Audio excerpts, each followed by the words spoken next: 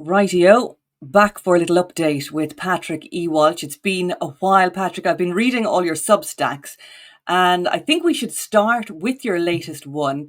It's a story that we're both interested in. Edward Timmins and his wife. Did she have or does she have a vaccine injury? And if so, why isn't he talking about it? Exactly, he's saying nothing. As people like you ran with the story, his the story is just for people who haven't is that Edward Timmins put out a press release. It's basically a puff piece. It was the same stuff in all the papers, so his PR person probably sent it. And the Oireachtas has set up a committee to investigate. No, it's not to investigate.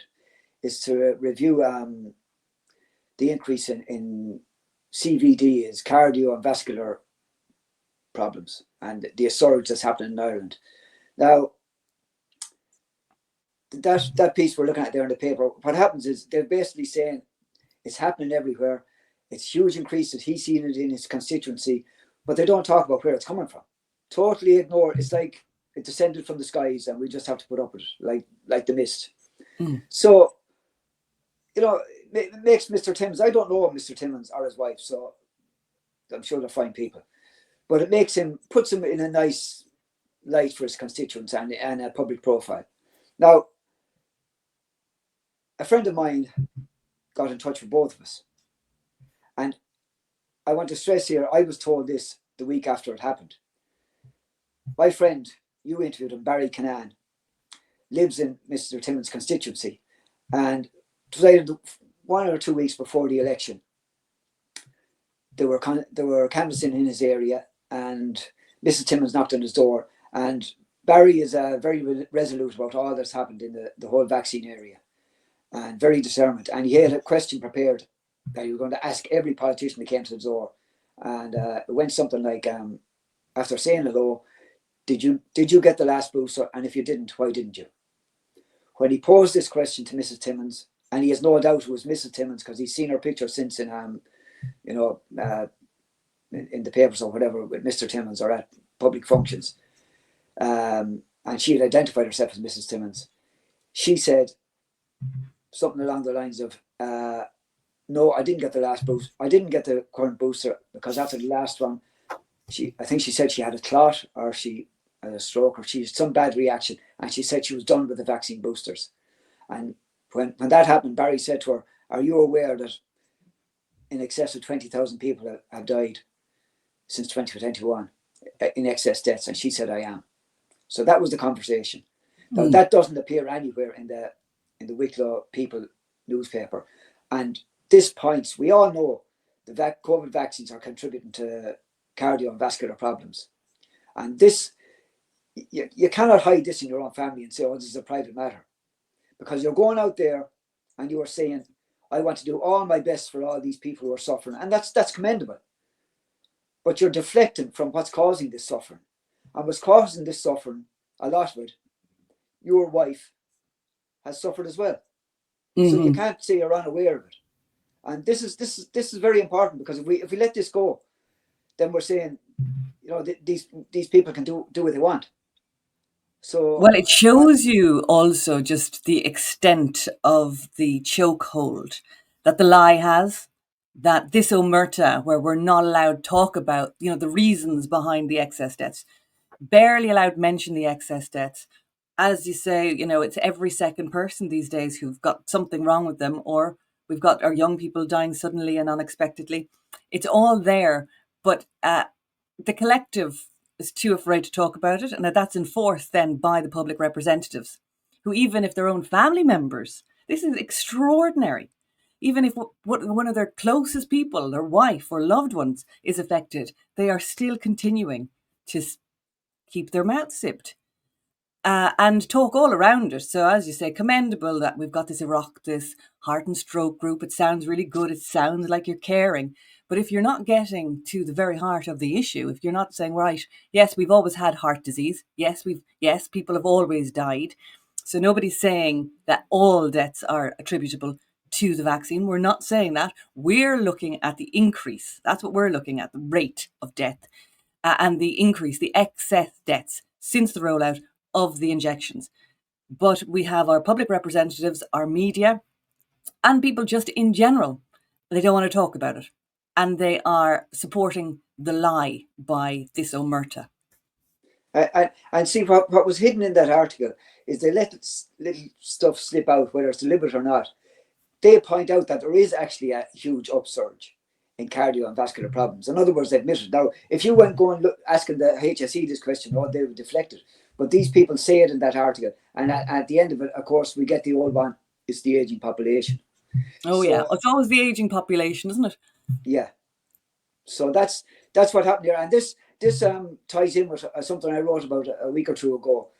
The autumn and the spring booster campaigns, as far as I'm concerned, what happens when these campaigns are put in place is money is spent on ads on television, ads on radio, ads on the internet, ads in newspapers. The mainstream media get a lot of funds from running these ads. Now, they are to no effect.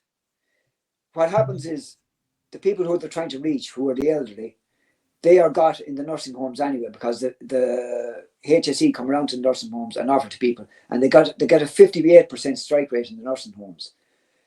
Outside the nursing home population, they have about 20%. So that's a big difference. But still, what happens there is the GPs contact the people by text, and they say, it's time for your booster if you want it to come in.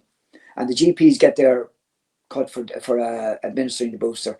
And so what happens is the funds from the top are filtering down to the people who, when they were needed to run and to push the campaign, did it. And they're kind of getting, it's the last of the funds coming through. Maybe, I don't know, a little add on to the end of what happened in 2021, 2022, when the huge money was going around the system.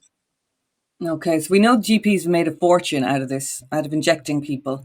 And it seems to be that the situation was, first of all, put people in a sticky financial situation, then come dangling the carrot and say, listen, if you just, sign here, ignore the small print, stick these in people's arms, you're going to get rich really quick and all your financial problems are going to disappear. Really mafioso style. And it seems to have worked a treat. And that is also part of the omerta. Like we are looking at mafia techniques, which is why people aren't talking, even if it involves the death or serious injury to people that they love. It's quite remarkable. Well, it's like omerta is, you've used that word and I used it in the past, and I think it's, we all know what that means. Any of us that grew up in the 70s and 80s with the Godfather movies, it basically, you're part of something, to say nothing, but you might never be called on. You might just get a knock on the door once in your whole life to say, okay, all the favors that have been done for you over the years, this is the only thing we're going to ask of you. And this is where it is. So you never speak up. And I was going to say I feel sorry for a lot of these people. I don't anymore. But you can imagine if you were a doctor back in 2020 when this started, and no one knew really what was going on. Like I didn't believe there was a pandemic, but that's beside the point. If you were a doctor and you saw, and even if you saw, this is nonsense, but I'm going to get paid whatever it was for every referral I give for a PCR test, or every phone call I take. Sure, I might as well take it. It's money for jam, and it'd be forgotten about. But unfortunately, it went on for 4 or 5 years. People are damaged. You have got a lot of money, Mr. GP, and I'm sure if you have a conscience, some stage you're going to stand up. I hope. You see, it's a Faustian pact, and I think a lot of the medical profession don't have, it's kind of been beaten out of them any sense of morality, because even their ethics are in the toilet. They knew what they were doing. Like, it was so obvious from the beginning, but they chose the money. Now, I know for doctors, it's particularly difficult because they put in so much time and effort to get the grades. They're all pitted against each other. The system is nasty. So when they finally get to be a doctor, like, so much effort and expense has already been put in there. So, going along with this, like, we see it with the doctors who've stood out. We've got Dr. Marcus de Brun now. Next month, he's up against this hearing with the Irish Medical Board. And it's going to be interesting. Medical Council. Irish Medical Council. Are you going to show up? Are you going to support him? Well, I'd support him. Yeah, I'd support him. I mightn't be there on the day. I might have to work, or I might have to wash my hair or something. But I'd be supporting him 100% in what he's doing. He's knocking the ball out of the park with all the stuff he's doing on Twitter lately, and he's been very blunt. And I think that's where you have to be. You can't, if you go too deep in this stuff, people get lost in the details, and it's the same when I talk about excess deaths. Someone's either dead or they aren't, and you say there's this many deaths this year compared to this period, and it's an easy thing to compare. And if you think there's nothing wrong with it, then fine, move on.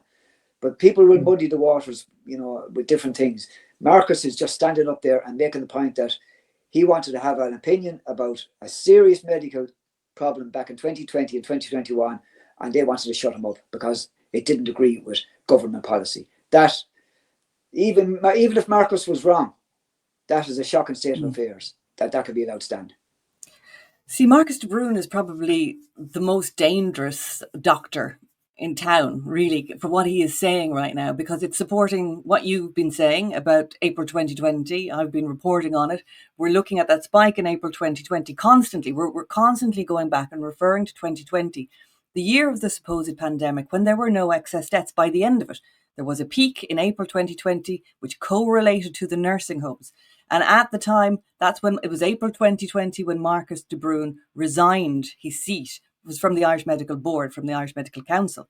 He resigned his seat. This is huge. It's huge news in protest at how they were being treated. Now, there are a few niggly bits I have with Marcus de Brun. The fact that he still thinks there's a virus, even though we have the midazolam receipts. We got the midazolam receipts. But I think still, I'm going to set aside, my niggly bits and say, no, this is incredibly important for the people of Ireland to understand that there was no pandemic. And how do we know? Because we can analyse the spike in deaths in April 2020 in the nursing homes. We can cross-reference with CSO numbers. You've got all the details as well from the Eurostat figures, and we can cross-reference with the RIP.ie figures, right? So this is incredible. So we know how these people died. We also have the midazolam receipts, which is incredible.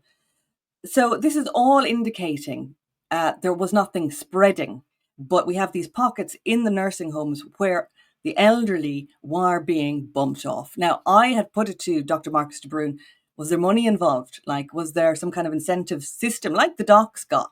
Was there some kind of incentive system for the nursing homes that they got extra money to put COVID-19 down on these old people's death certs?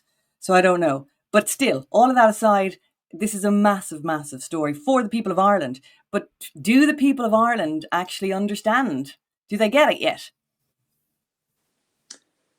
I think they do get it. But again, it's like brain fog. I don't think, there's a term, the fighting Irish, and I think it came from America. And it's such a misnomer because we're not the fighting Irish. We lay back and we take it. And a few lunatics like me and you will stand up and we'll get our heads chopped off for it. So the fighting Irish never existed in Ireland, as far as I'm concerned. So we look, we've got to keep pushing away. Actually, like, this is the truth. We know something terrible has happened. Do we know the exact detail of it? No, but we know it happened, and that's all that matters now. And Marcus de Brun knows that, and I wouldn't. I don't go down with. I don't. Whether it was a virus or not. I'm not interested in fighting that, because that can take people away from the. Well, you see, people say, "Look, I got really sick and I lost my sense of smell, and I definitely had it." But I'm saying, no, stop. We got to just look at the data. Stop, clear cut. We all get sick. People have always died. All of that stuff. Okay, people get stuff. We all have, right? Maybe you lost your sense of smell. Maybe it was the sickest you've ever been. Whatever. Now we just need to look at the clear cut data. What happened at the end of 2020? No excess deaths. Okay, but we have this little graph, right? We can look over here at April 2020, and we can correlate all those deaths to nursing homes and some in hospitals too. Right, so that's it, right? There's no doubt about that, actually. There's no doubt. And Marcus de Brun was talking about that before I was talking about it, and he knew about it because he saw it in his own nursing home, and that's why he resigned. Very principled. So there's no doubt he understands what happened in the nursing home better than anyone. And We what also happened? have, and I think this is incredible, we also have from the likes of Claire Byrne Live when she was doing her TV show, we have nursing home owners coming on and telling us they were putting the elderly on end of life. It's probably one of the most difficult aspects of the COVID-19 when our residents are at end of life stage. Most of them have decided, because we have an advanced care plan in place, that they did not want to be transferred. They've told us on the television, on national TV, we have been told categorically, I've covered it, I've shown it time and time again. The issue I have, and I think you have it too, is people don't care. The report said that many residents received end-of-life care without the presence of loved ones to support them. They don't care. And they don't really want to know. Sometimes it's just you and me talking to each other about this. They don't want to know. It's hassle, you know? Oh, yeah, it is hassle because people's life, I don't have to explain this to you. They've filled people's lives up so much that two people in a family have to work. The stress that brings, driving an hour, 2 hours to work, coming home in the evening, collecting the children that you never see, during the day. And then they want Patrick E Walsh coming on the screen and telling them, oh, by the way, they killed your aunt grandmother last April 2020. Yeah, they did. Yeah, they did. Why don't you check it out? They don't want me saying that because that pricks the conscience. They don't want me talking about people being damaged and dying because of the vaccine, because they might have got to give them to their children because they wanted them to go to school. We were going to get paid. I have no doubt they're going to come for me, you, and a few others who are left talking about this stuff. Because when the truth starts seeping out, the few heads that are still above the parapet, they're going to have to take someone off at the shoulders to quieten down the crowd. Well, yeah. I mean, look, they've already tried it a million and one different ways, yes. But you see, that's why we have to keep talking to say, listen, lads, this has to get out into the public consciousness, into the collective consciousness, so people understand what happened. It's actually really easy to understand. It's not hard. There's only one spike in 2020. Yeah. There's only one little spike on the graph. It's all there. RTE have even reported on it, but they're saying pandemic, which is problematic. You see, this is why I do focus on that, because I'm saying, sorry, let me go back again. There was no pandemic because we've got this little spike in 2020. But see, actually, do you know what RTE did with that spike? And I'll tell you now because someone else asked me to look for it. What they did, and you can go back to a few of the reports, instead of looking at that 1 month where the spike in April compared to previous Aprils was 47%, just astronomical. Completely, the other spike previous years were up to 3 or 4%, absolutely nothing. 47%. What RTE did is they put 6 months together, including April. They compared it to previous years, and they said there was an increase in excess deaths. In other words, we had a pandemic. That's what they did. They put April in a 6 month period, or maybe a 12-month period. I can't remember exactly. And they compared it to previous year. I think it was a 6 month period. And they said, on that basis, we have a pandemic. Lock the country down. And they told that lie to force through what happened afterwards. That's what happened. So this is massive, and this is why it's important that we use the right terminology. And once somebody's talking about a pandemic, it's not correct, and that's why I come down and I'm like, that's not correct. We have Professor Rancourt. He's done the studies as well. Nothing was spreading. It's clear now, but it takes a willingness.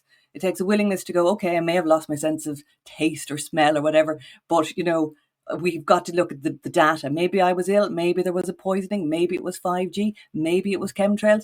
We don't know. A lot of the time we are fumbling around in the dark, but there are things we do know categorically. And I just think we need to be very, very clear on all of those things so that we're not using the wrong words. Because I think once we use the wrong words as a collective, we're supporting the lie. And we've got all these spin doctors. We've got all these PR gurus. We have those who are trying to manage the narrative within the mainstream media and on our side. And then there are the doctors, even the good doctors who, use the terminology and you're like, that's still not correct. Look at you with all your letters after your name and you went to college for how many years? This is really easy. And like anybody can figure this out. So you just kind of, I'll always ask the unpopular questions. People are always like, why? Why are you asking these questions? Well, actually, can I just say one thing to that? You know me, I'm a softie. I don't like giving out about anyone. But there is some doctors will talk about the the virus and this, that, and the other. This one thing, like, if they want to talk about that, they can talk about it, and I can disagree with them or you can. But that's one thing. To question our motives because of that disagreement, I'd have a problem there, because I wouldn't go straight from, just because I don't agree with that, I'd go, don't agree with their motives. I tend to give people the benefit of the doubt I in hear that you. situation. Like, I had to quote Peter McCullough the other day in a report. I was looking at, he was up before the Senate in the US, and he was talking about myocarditis. Now, again, he is also talking about pandemic and virus, which is problematic, But at the same time, he was also giving out this really interesting information about vaccine-induced myocarditis. And he was also ruling out, say, COVID. He was saying it's not because of COVID, because that was one of the lines they used. It's vaccine, if we could call it that, induced myocarditis. So, we all have to make our compromises along the way.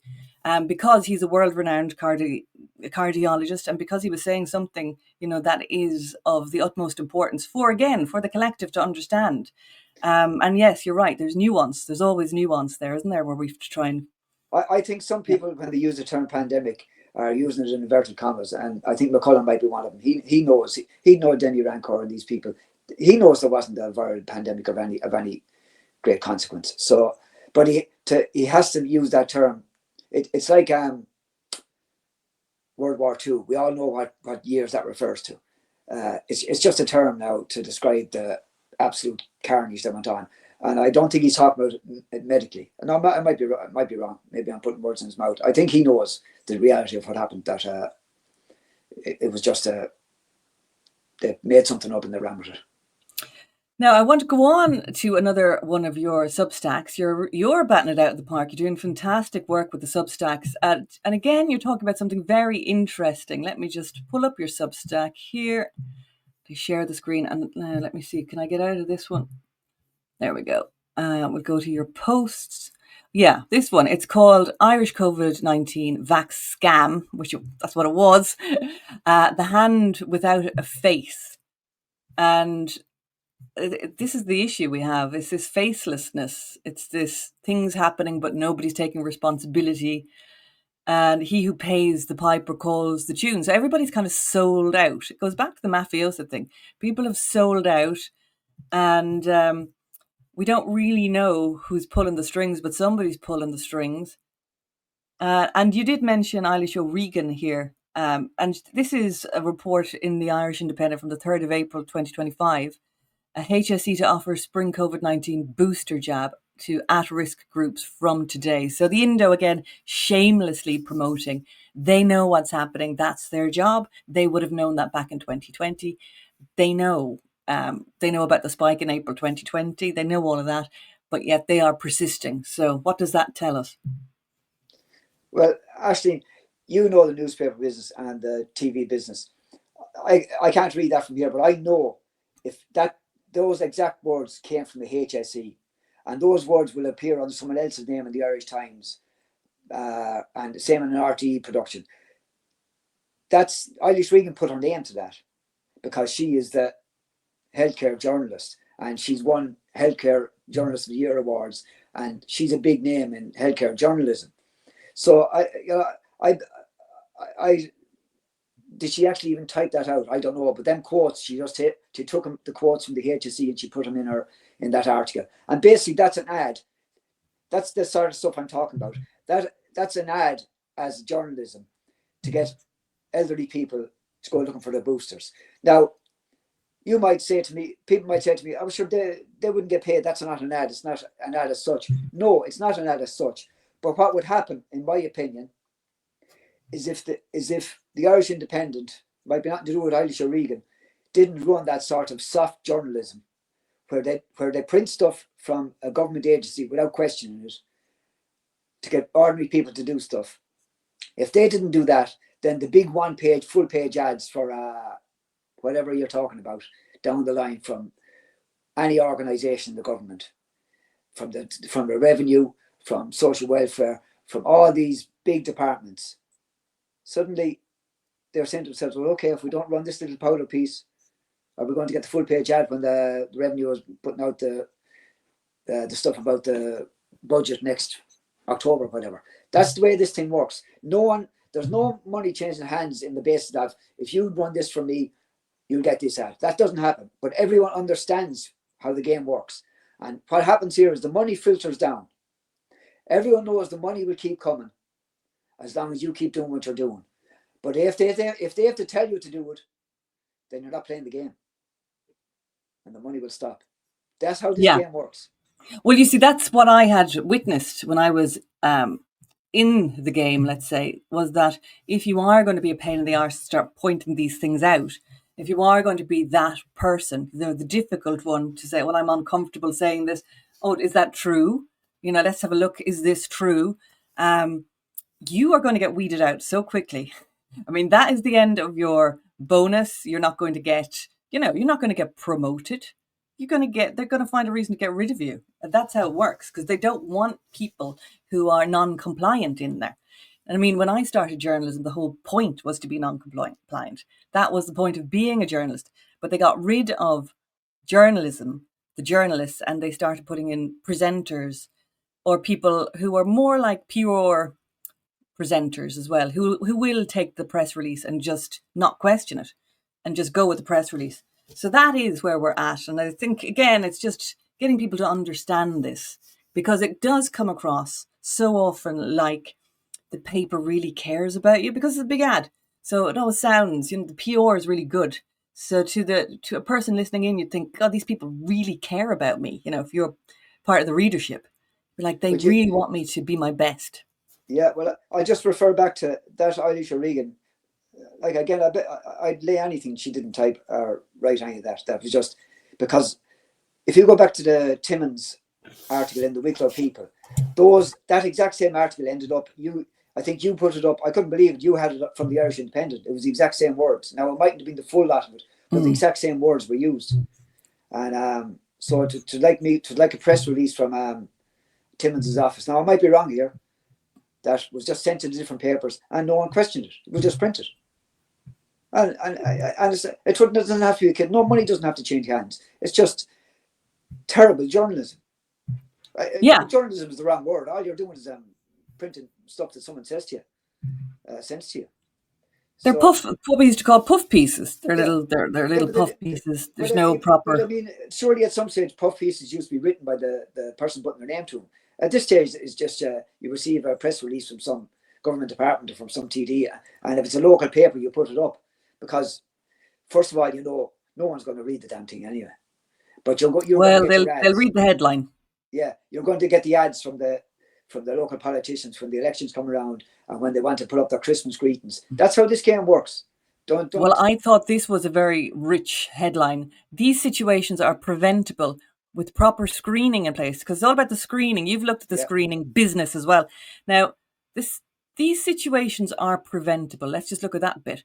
Yeah, if you don't, enter yourself or enter your children into a very dangerous and risky medical trial that can bring on heart issues and stroke. Yeah. So that's one way of preventing them. And then they go with the business with proper screening. So that's part of the gig of setting up the problem, creating a solution, and making a bit of ching-ching in there while you're at it. Well, I'll just finish on, and I said this in my article today about this event. When Mrs. Timmins turned up at Barry Cannan's door, right, they were canvassing. This is in the couple of weeks before the election.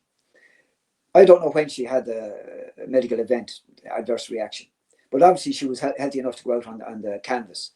Now imagine, and I say this in the article, imagine they went to every house in Wicklow canvassing, looking for a vote, and they probably did.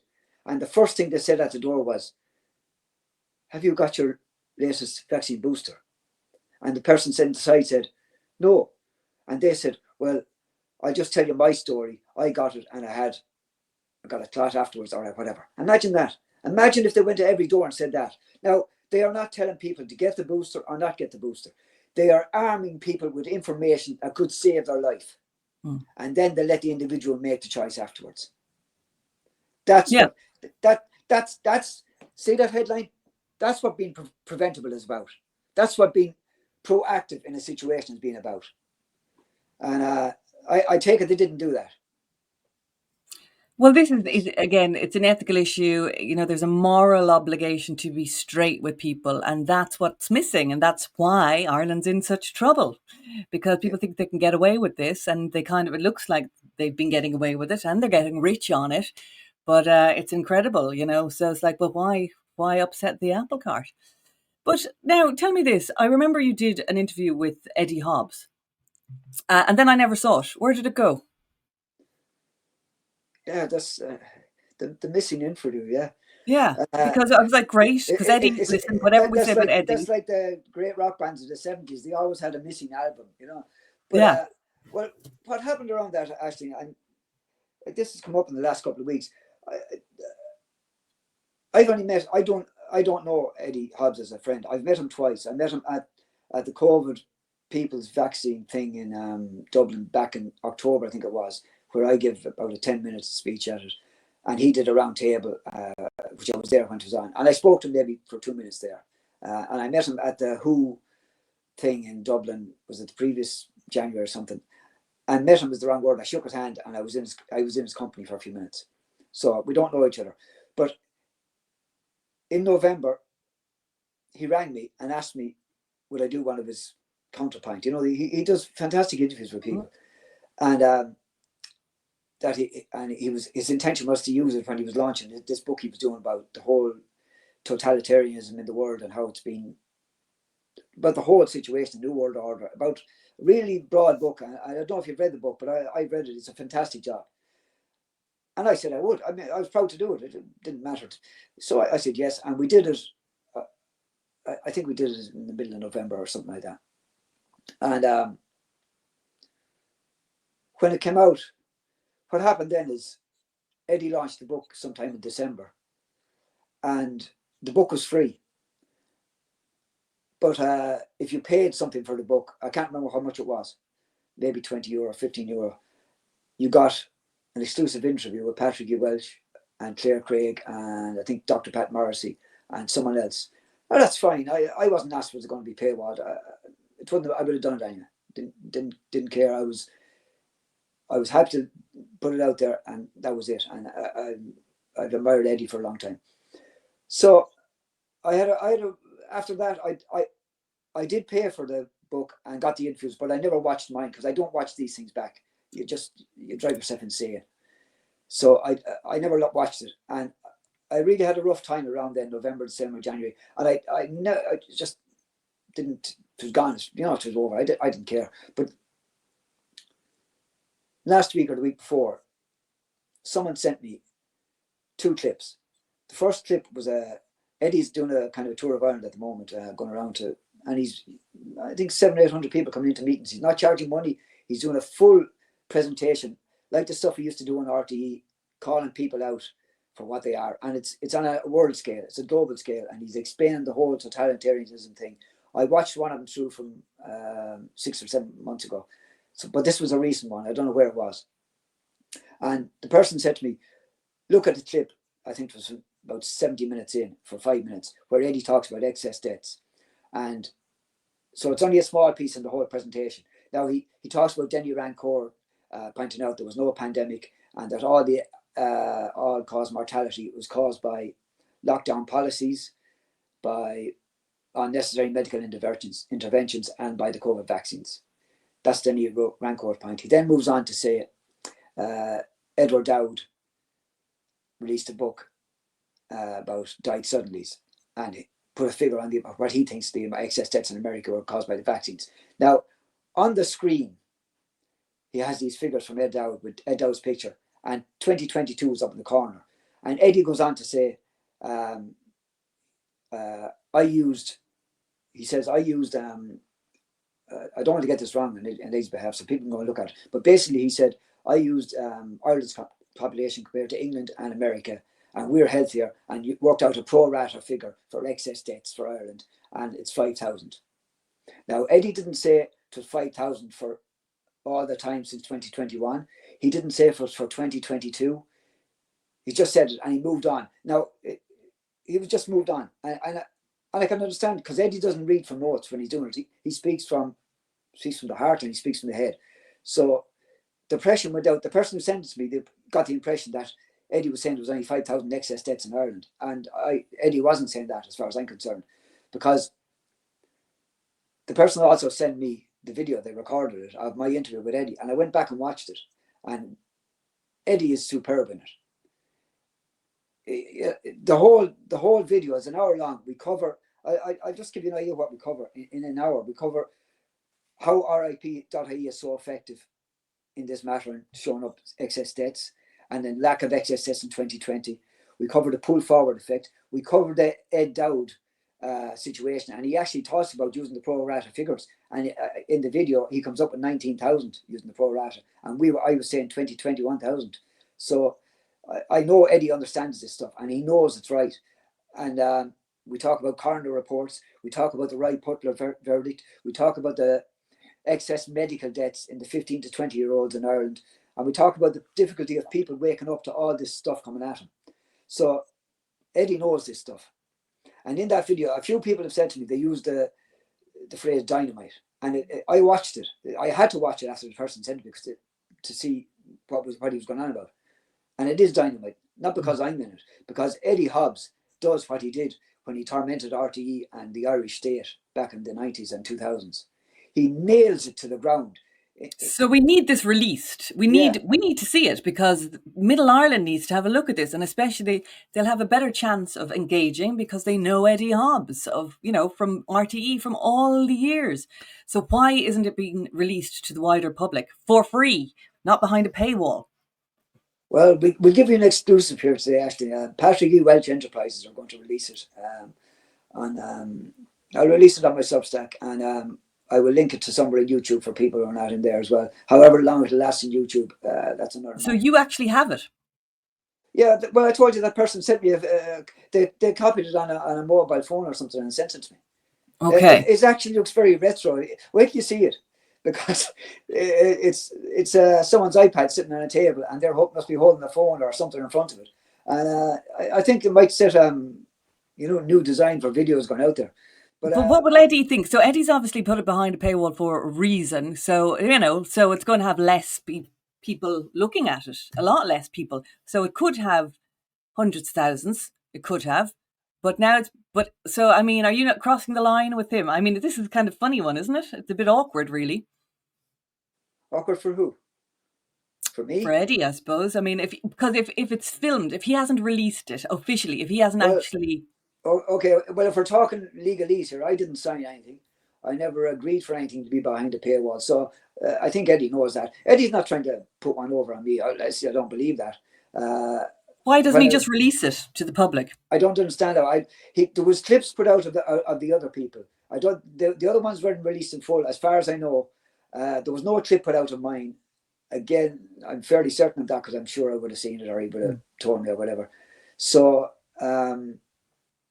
Right. Well, we'll watch it. I mean, the concern always is, is he gatekeeping? Is there some kind of gatekeeping going on? And everybody gets this. I mean, I think everybody, including myself, anybody out here talking about this stuff, has to be open to cross-examination. You, me, Eddie, everybody.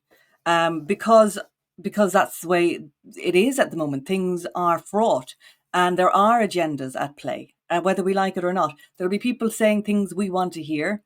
I was talking about Dr. John Campbell the other day, and people love him because they're like, oh, he's on our side, and he had this, road to Damascus moment. And I'm like, he did not. Just stop now, and this course goes down like a lead balloon. Dr. Asim Malhotra, I broke it down. I was like, this is why he's on Channel 4, and this exchange has been prepared in advance to make it look like a debate. So it's the illusion of a debate, but this is all pre-prepared. This is why Dr. Asim Malhotra has been put out there on the mainstream media.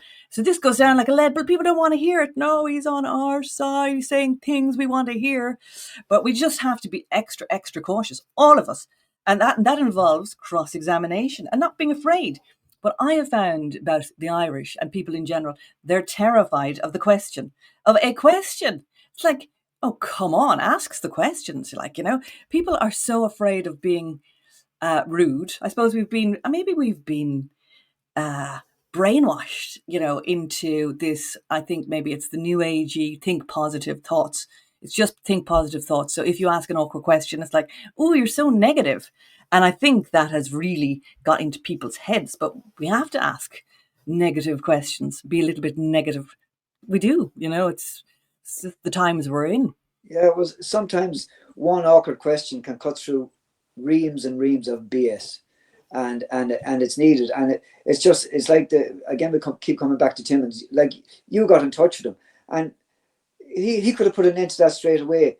Well, no, he wouldn't. Sorry, he couldn't have put an end to it, because I know it actually happened, but he didn't get it. He didn't come on to you and even try and bluff it. So he asked me why I was asking the question. He did ask. He'd come back to me eventually and said, "Well, what are you asking me that question for?"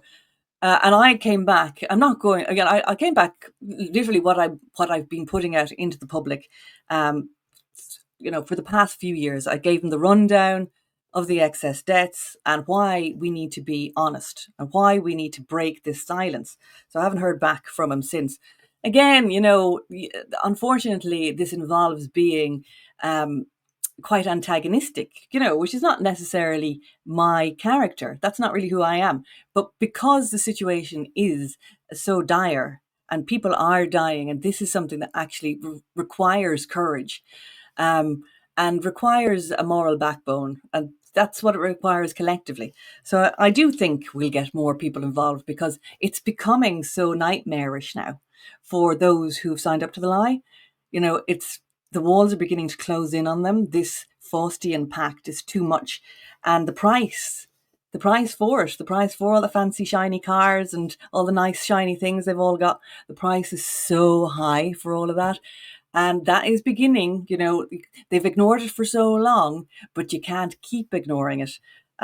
It's huge, this story, isn't it? In general, like just for the world. Well, that's a major point, actually. I was in a group there lately, and I fell out with the group. I didn't fall out with the individuals, put it this way, and they were focused on their own little battle. But this is a world problem. This isn't just about medical ethics or immigration or the woke thing. It's all one big war, and you have to stay focused on that. And we can all fight our own little battle as best we can, but you cannot fight your own battle in such a way that you're affecting the way someone else is fighting the other side on your behalf. And there's some things you have to keep in mind. They're trying to destroy Ireland. They're trying to destroy Western Christian civilization. Now, if you start from that point and keep everything under that cover, you won't go far wrong. You can do your best, but keep these things in mind. They're trying to replace us in Ireland with immigrants from wherever. It doesn't matter where they're from, whether they're black or white or whatever colour, but they're not Irish. That's what's trying to happen in Ireland. They're doing it. England is in uproar over there. Britain is in uproar. I work in Waterford now 3 days a week. I keep using this phrase, and people look at me as if I'm crazy. Waterford has fallen. And what I mean by that is, if you walk down the streets in Waterford, and this can be difficult to do, and I've heard the racist thing so many times, just don't waste your time. This is difficult to do. When you're walking down the main streets of the cities, try and only count people under the age of 40 and see what the percentage is in Irish compared to what is walking past you. The figures are diluted by the older people, and you go, oh, well, yeah, there's loads of white people around here. White, in inverted commas, Irish. Waterford has fallen. I was in Galway last October. Oh my God. Galway has fallen. Dublin, I don't have to, we all know the situation there. I can't speak of Cork. I haven't been in Cork for a long time. But I think a statistic came out that, was it something like, in Cork City Centre, was it 48% were non-Irish, something like that? So this is a global battle, and part of it is on medical ethics and on the fact that they've killed us, they've tried to kill us, and they've disabled us. Part of it is the woke agenda, destroy young people, destroy families, sexualizing people, and part of it is replace the native populations. And maybe I'm going to get you in trouble with what I'm saying here or whatever, Ashley, but this stuff has to be said. You cannot lose sight of what this is all about. And I think, and come back to Eddie, I think Eddie knows that, and he has spoke about it very well in all the times. And I'm not a friend of Eddie's or an enemy of Eddie's, because I've only met him twice. So I want to be, I Well, suppose. so I've got these really weird experiences with all these people. So, like, say John Waters, who I adored, like, I just thought he was just the best thing ever until a few little things, and now I'm really questioning him. But when I was studying journalism, he's featured in my thesis and everything. And the thesis was what's going to happen to Ireland? I'm paraphrasing now, with the decline of the Catholic Church, right? As I was thinking morally, what's going to happen? We're going to have this moral, ethical vacuum. We had the priests, okay, they were obviously very questionable, but there were some good ones who were keeping people in line. There was this kind of moral structure. And, without that, then where are we going to go? So anyway, I've got my answer all these years later. It's really weird. But Eddie Hobbs, when I was on Expose, Eddie Hobbs had a magazine, and I was on the front cover of his magazine with Eddie. It was just really weird that he, because I was on this team with 4 other girls, sometimes 5, and Eddie was like, would you like to be on the cover of the magazine with me? I'm like, sure. So it was me and Eddie on the cover of his business magazine. And now all these years later, and again, I like Eddie. I like, what he's been saying, but I'll have to continue to question things. And I think, we all need to be robust. I had a clash with Eddie a few years back where I had called out Dee Forbes, who's now disappeared from RTE. And he had said he knew Dee, and she was, he disagreed with what I was saying, because I was talking about the Dee Forbes Ted Turner connection. Ted Turner's openly depopulation. He said, we got to get rid of, billions, not millions, billions. And then I'm like, so we have, Dee Forbes, who said that Ted Turner was, her top mentor. She becomes in charge of RTE and oversees this COVID scam, which involves depopulation. Anyway, so that was then the first thing when Eddie said he knew Dee, and maybe he did. Maybe it was a Cork thing. We don't want to know these things about people. If you know somebody's personality, a lot of the time you look them in the eye, they're great crack. You've probably had drink together. You've probably enjoyed times together. But then there's the stark reality. Well, wait a second. She was the top person in RTE that covered the COVID scam. So it doesn't really matter if you know her or not, or if she's a nice person. The book has to stop somewhere, and we have got the evidence. But anyway, I don't know. I like Eddie. I'll see. I'm just question marks. There has to be question marks. There'll always be questions. I'm sure he's a few about me. Yeah. I mean, I don't know Eddie, except as I said, I've only met him twice. And in releasing this, well, if he's upset, it doesn't matter to me if he's upset or not. I don't know why he should be upset, but it's going out there. It needs to be seen, and I think you'll agree. You've watched it. It's pretty powerful. I watched it. I watched some of the what it's like. It's quite funny, really, because it is, a pirate version. It's the pirate version that's going out. And I'm like, wow, why can't we just see the regular version? That's my question. It's like, well, just put out the regular version and make sure it's top-notch quality and the sound is good, instead of having to do the pirate version. Like, release it, release it to the public. The public deserve to know. A lot of this information needs to go out for free. It needs to be put out cast as wide a net as possible. People need to understand what's going on. And we need to debate it out. And just because one person is saying things we agree with, mostly, we still need to be able to go, but what about this? And debate. That's what free speech is about. It's got to be, that we're not all singing off the same hymn sheet either. That we are allowed to disagree with each other. Yeah, we have to be allowed to disagree with each other, but we can't allow the other side to have us gone rabid at each other either, as just the way I see it. Which, there's a lot of anger in everyone because of what has happened. Yeah. And, I might have achieved a certain amount in what we've done, trying to put figures out, and so have you. But the fact of the matter, we've done certain things. We got stuff spoken about in the Dáil, and we've got, a lot of information out there, and we're doing the best we can. Like when I started, I thought I was going to save the world in 3 weeks, and here we are 3 years later, and we're still doing our best, and we have to keep going. But the anger can build up, and I can understand when we're not breaking through where we want to, and something comes up with someone on our side, and you just go, oh, fuck it, and we all lash out, and it can be hard to go back. So I think we have to be careful on that.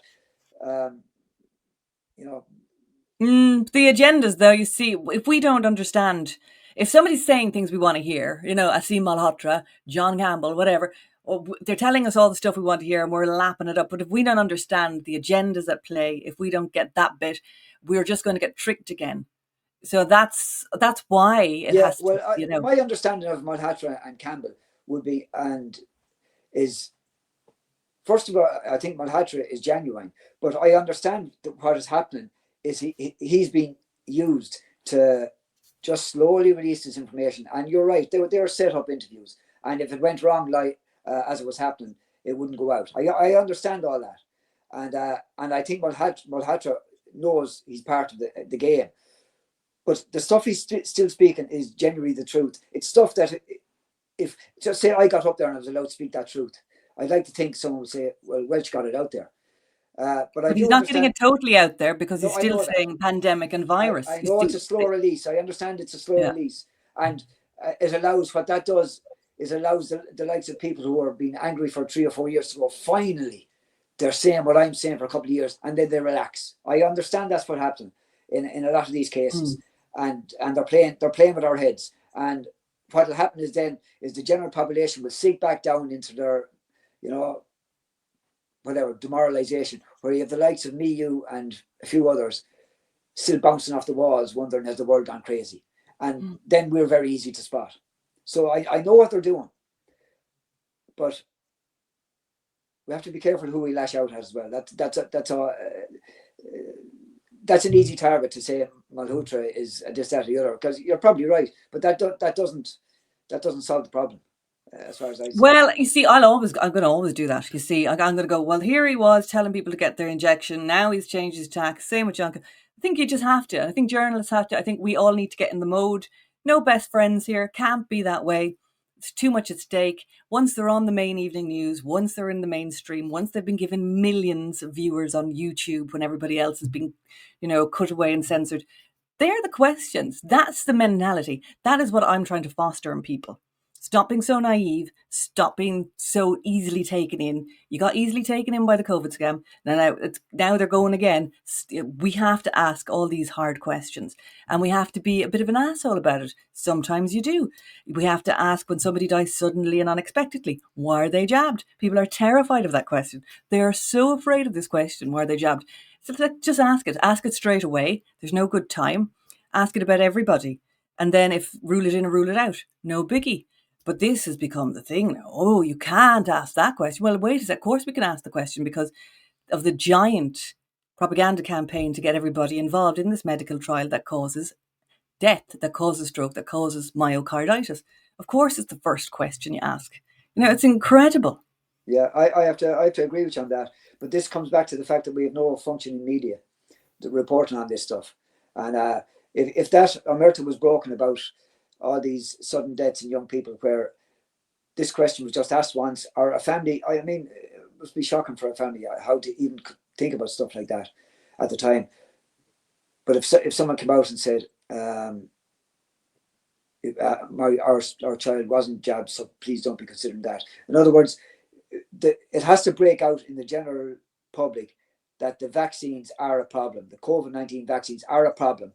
And unfortunately, we're going to have to look through this prism at every death, unexpected death, has to be looked at through this prism for the next few years. And it should be laid out there. If this is a proper functioning state, the health department will come out and say, okay, we've got a serious problem.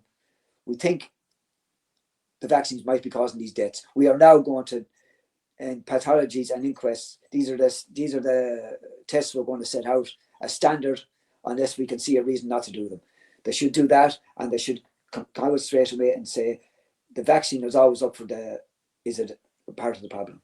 And this, if you break this wide open, then people will be allowed to talk about it. I mean, you probably went through it too.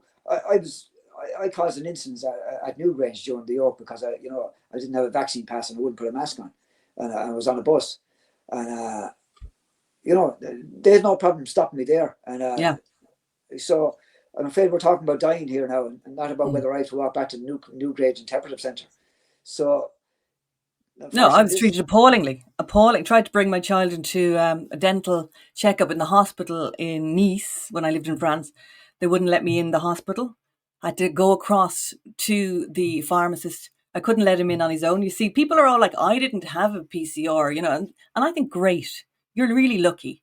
But there were many of us who were caught between a rock and a hard place Yeah. where you have to bring your kid in. They're not letting you gain access, had to go over and get the PCR test in order to get into the hospital. And there were situations like that again. God knows what they've stuck up my nose, where I had to get home. And I had the same, actually. I had to get it done once, and or else I wasn't going to my son's wedding. Simple as that. Took out foreign, and what do you do? So I've made compromises as well, and, even shopping. I remember they wouldn't let you into the shop without a stupid mask. So, we have gone through this. There are people who manage to go without a mask, avoid the PCRs. I think well done to them. I tip my hat to them. But I think we have to allow leeway for those of us who got caught in between a rock and a hard place and never wanted to comply with tyranny. But we got stuck at times. Yeah, my dad was sick. I had to come back and see him. How was I going to do that without getting a stupid thing stuck up my nose? Which was, terrible. I did not want it. I don't know what they put up my nose. I don't even know if I'm jabbed. Might be jabbed too. So nobody's being cocky. Like, this is the thing. This is what people need to understand. The way it's been played, it's like vaxxers versus anti-vax. That's not it. But what I'm about, I think what you're about, is trying to get people to understand what happened, how bad it was. The repercussions of it haven't stopped. It's going to continue. And that it's just something we're going to have to live with. And it is an ethical and moral issue. Yeah, I agree 100%. Actually, most people just want to forget what has happened. In a way, we are lucky ones. We're not lucky. We made our own luck that we don't have to worry about have we taken a jab, and that's so. I'll keep doing this stuff. I don't have any big financial obligations that someone's going to shut me up. Yeah. But I wouldn't. So some people saying to me, "Oh, you're fearless." I'm not fearless. I remembered an incident happened. It was actually the day I did the interview with Eddie Hobbs. I was upstairs in my house, and I came down, and there was a little card inside the letterbox from the guards saying, "Please ring this number." In other words, they'd called to the door, and I don't have a doorbell. You can walk into my house if you want. And I thought, oh my God, something's happened to some of the family, or they're looking for me. I went straight down to the guard station, which I live near. I confirmed that there was no one in my family hurt. In other words, that wasn't the reason. So I went home and I said, that's it. There's no other reason for them to be coming up. That was in my head. Maybe that's paranoia. So I wasn't the tough guy or anything like that. I was absolutely full of fear. Now, it didn't happen. It turned out to be something different. But the point is, there's people doing stuff out there, and they might come across as, I can't be like them. I can't be a hero. You just stand up and you speak the truth as honestly as you can, and you keep talking it. And if it's only a small little thing in what's going on here, it makes a difference. It makes a huge difference, because that truth will filter through someone else, and it will come out stronger. And it's a simple act. No, sorry, it's an easy act. Yeah. But it's not simple. No. But if you can make yourself strong and just do it. Whenever it comes in front of you, don't go looking, right, maybe I go looking for trouble. But if you're in a bar having a drink and someone says something completely off the wall about the pandemic, or going to get their boosters, just stand up and say, do you not realise there's so much death and disability around because of them? Mm. Don't get into a fight. Just say it. Or the flu didn't disappear. Yeah. I always think that's a good one. We know the flu didn't disappear. Yeah, truth bombs. Yeah, simple. Now, listen, it's been a pleasure having a little catch up with you and getting right stuck into the nitty gritty and getting all the news. But I better leave you to your afternoon, and we'll catch up again, hopefully in a few more months. Yeah, that's great, Ashton. Thank you.